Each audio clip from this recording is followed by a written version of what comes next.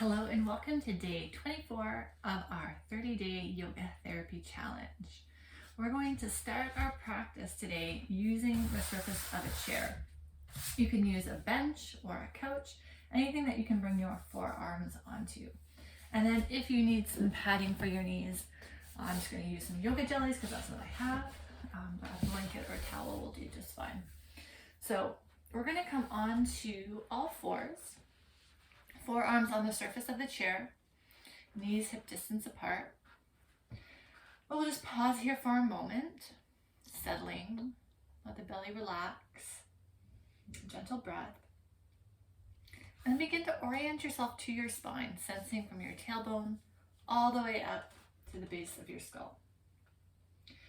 And we're going to keep our spine neutral, and we're going to move around the shoulder joint and the hip joint. And the movement is this, moving back through the hips. So if you were to have your fingers in the hip crease, the angle is getting smaller, and then the angle at your shoulder is getting wider. And then the hips are going to start to bring you back to the start, and our shoulder angle is getting smaller, and our hip crease angle is getting wider. And we're just gently going to go slow. But we're going to rock back and forth. I want you to start to get a sense of what it feels like to move through your hip and through your shoulder at the same time. If you sense that your spine is arching or rounding, just come back, reset, and go a little bit smaller. Breathing with ease.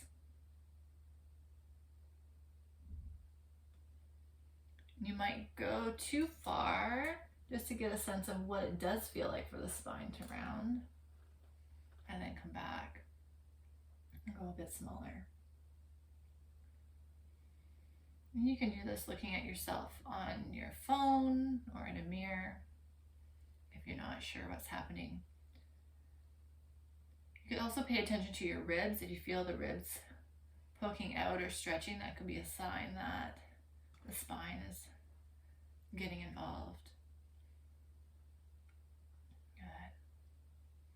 And then from here, we're going to bend one forearm so it comes across the surface of the chair. And then you can slide the other arm straight ahead and bring your forehead down onto the bent forearm. And then, so I've got the right arm bent, left arm's extended. So I'm going to press my left rib cage to the left to get a gentle side bend. You could also do this in standing if it's too much to do it on your knees. And then come back to center. Then you're going to switch, bending the left arm, extending the right arm forward, bringing the forehead down, and then pressing out through the right side ribs. So hips stay over the knees, the movement's not coming through the hips, through the side of the body. Holding for a few breaths.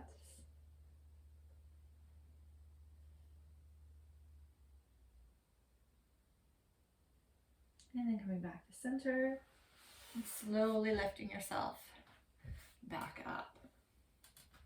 Then from here, sorry my head's off the screen, I'm going to tuck the toes. I'm going to take my socks off so I don't slide. Tuck your toes under. Hold on to the edges of the chair, or you can press your palms down into the chair and just press the hands down, and maybe as if you're going to start to lift your knees, and notice how your abdomen fires up without having to engage it. And so maybe you just play here, pressing the hands as if you're going to lift the knees, and just feel that connection between your hips, your ribs, and your shoulders. And then maybe you start to lift the knees. But I don't want you to do anything funky with your back or your spine. So you really got to press the hands down, feel the engagement here, and then lift straight up, kind of into a modified downward dog shape. And move slow with control, coming back down. So that's the hard part, is the control part. Usually we can just find a way to bend our elbows or arch our back or squeeze our blades together, or lean forward to lift those knees. But see if you can keep the arms straight and recruit through the abdomen. So we're not actively engaging and then lifting. It just happens if there's a connection. So if you're not connected, just work at building that strength.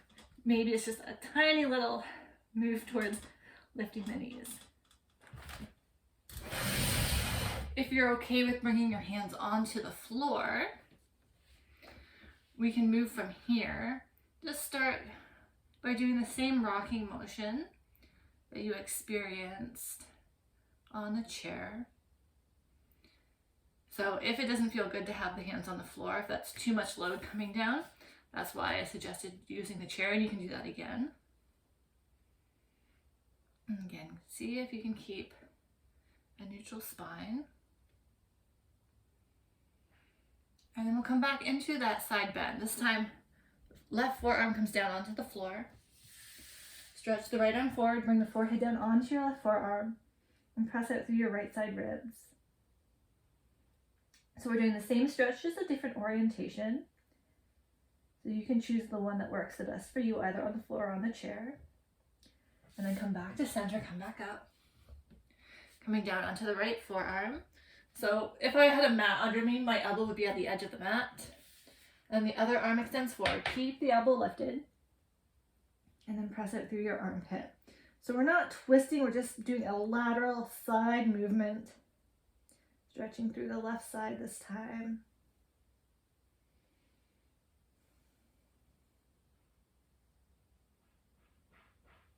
And then coming back to center and lifting back up onto hands and knees. So finding your mountain pose again.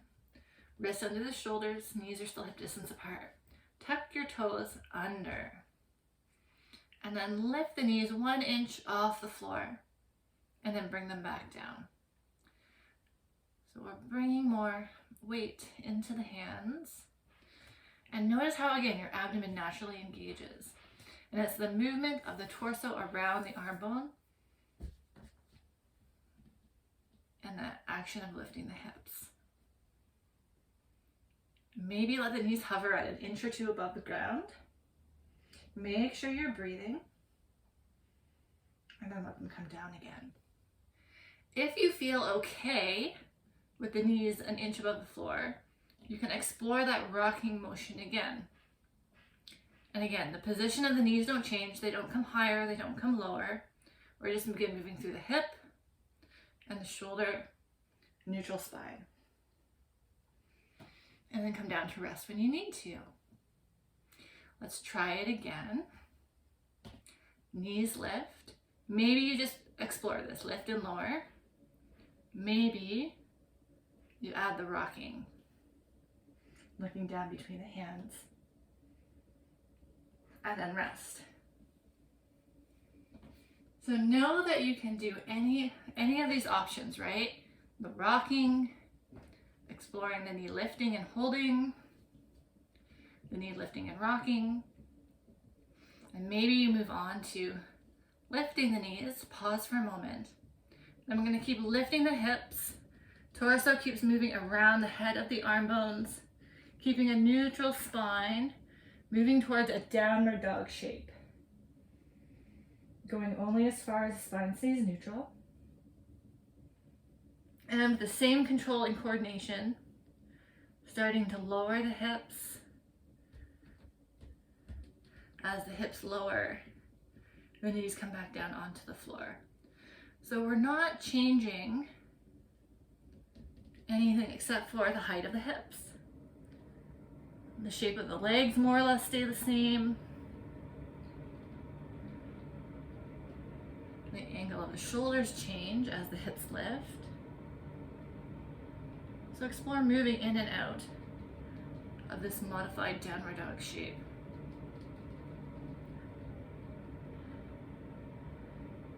And notice what you notice. Rest when you need to. So we'll give you another moment or two to keep exploring whichever variation you are doing. All right. So finish up. I'm going going to move my camera so we can go on to the next part. All right, is this gonna work?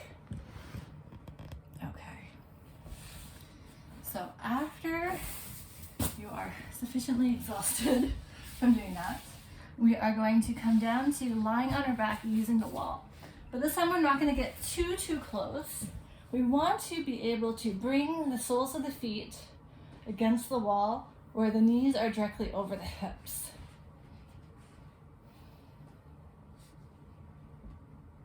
So come into position. And the hands can either rest by your side or on your belly. And then let's just pause here for a moment and settle. Feel the 3 points of the feet against the wall.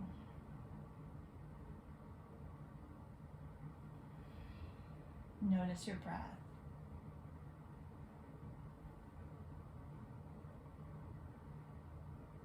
And then very gently, when you're ready, start to press your feet into the wall and then release. We're going to do it again. I want you to note how the rest of your body responds. So notice what tenses up, notice what moves or shifts. Okay, try it again. Do the toes grip? Does the pelvis tilt? Does the whole body shift up towards the head? Is there gripping in the belly or the back? If you answered yes to any of those things, that's okay. But try to see if you can minimize that by pressing with less effort. What happens if you press a little bit softer? Once a yoga teacher said to me, imagine that you have little hamsters under the arches of your feet. And you don't want to squish those hamsters as you press. So you're going to be really soft and really gentle. Sounds a little bit morbid to me, but whatever works, right? Maybe ask yourself, what is the least amount of pressure I can put through my feet?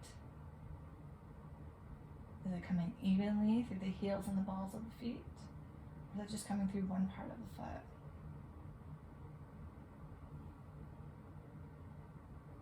And then let that relax.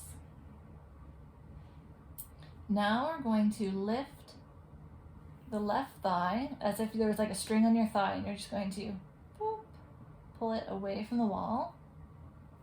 So your foot comes away from the wall. And then you're going to extend the left arm and press the hand into the knee. If your arms aren't quite long enough, you can bring a block between your knee and your hand and press the hand into the leg. But the knee stays over the hip. Okay, so there's a resistance here. The knee and the hand pressed together. And then notice where you feel the work. Probably feel something in your abdomen. You might feel something in your leg.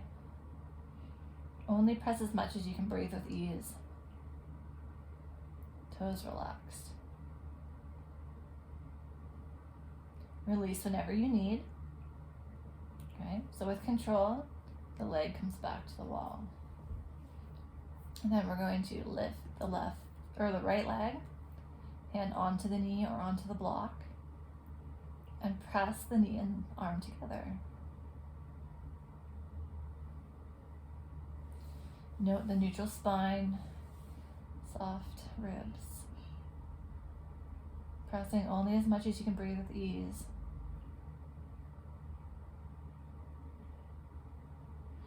And then let the foot come back to the wall. Let's try the left side again.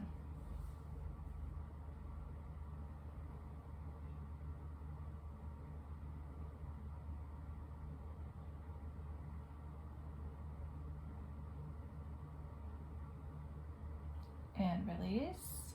Other side.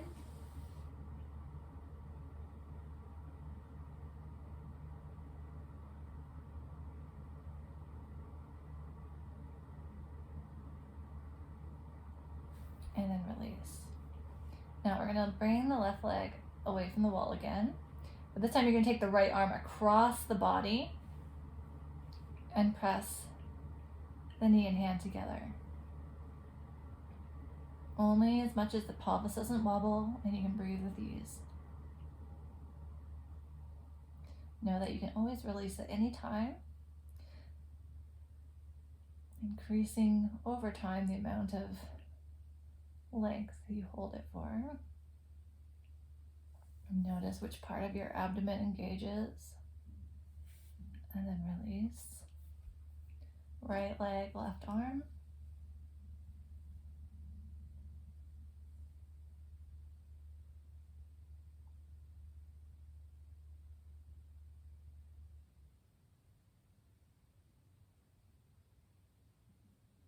And release.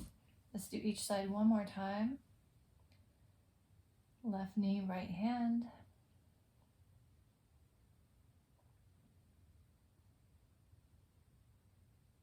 And we are going to explore this movement in a slightly different way. Let's switch sides later this week.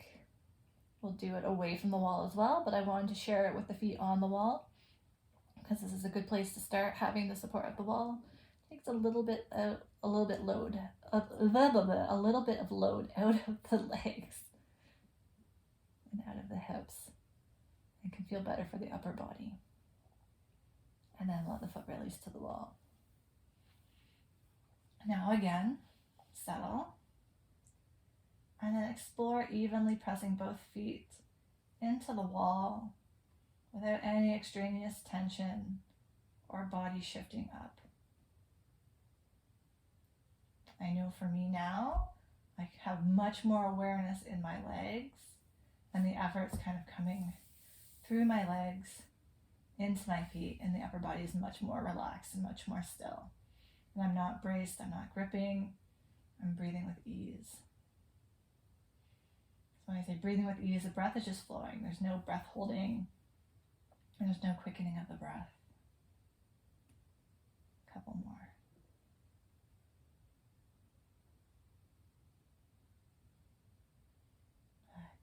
And then you can slide the feet down or hug the knees in.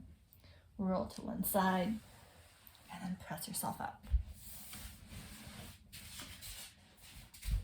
So we are almost at the 18-minute mark, so I'm going to call that our practice, but if you're curious, maybe you come back onto hands and knees again, and you explore the beginning part of the practice again.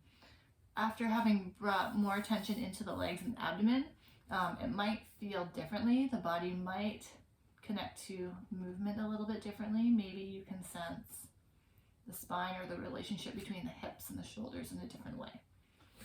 So I'm going to leave that up to you to explore on your own if that's of interest to you. And I look forward to joining you tomorrow for day 25. Have a great rest of your day. Bye for now.